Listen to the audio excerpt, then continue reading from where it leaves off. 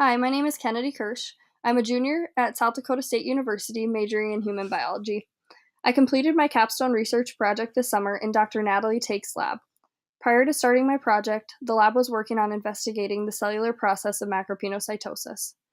This is an endocytotic process of nonspecific uptake of extracellular material. They completed a full genome screen on bone marrow-derived macrophage cells, and they used CRISPR-Cas9 technology to edit the genome to disturb certain genes and determine what proteins play a role in inhibiting or promoting the process of macropinocytosis. One protein of interest during their macropinocytotic screen was Vav1, and this was the focus of my research project. I wanted to validate that the results obtained from the general screen were consistent with a targeted knockout of the Vav1 gene.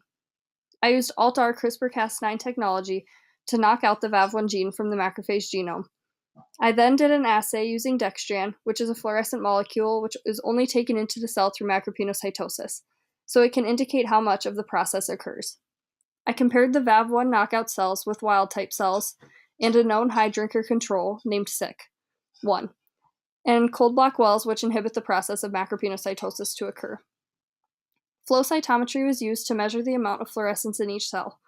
The Vav1 knockout cells macropinocytosed more dextran than the wild type in the 3 trials performed. To further observe the phenotypic qualities of these cells, I used high contact microscopy, which can be observed in Figure 4.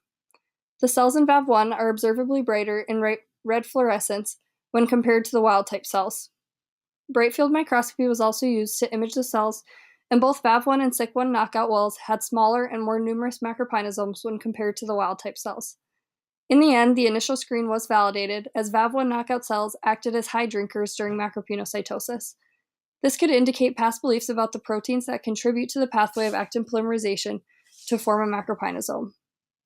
Could be potentially wrong. In Figure 1, you can see a predicted pathway that may be causing these outcomes. Vav1 could potentially be contributing to actin branching pathways that compete with macropinocytosis for actin from the G-actin pool in a cell. More research will be conducted to further investigate the membrane ruffling that occurs during macropinocytosis and the proteins that contribute to this process.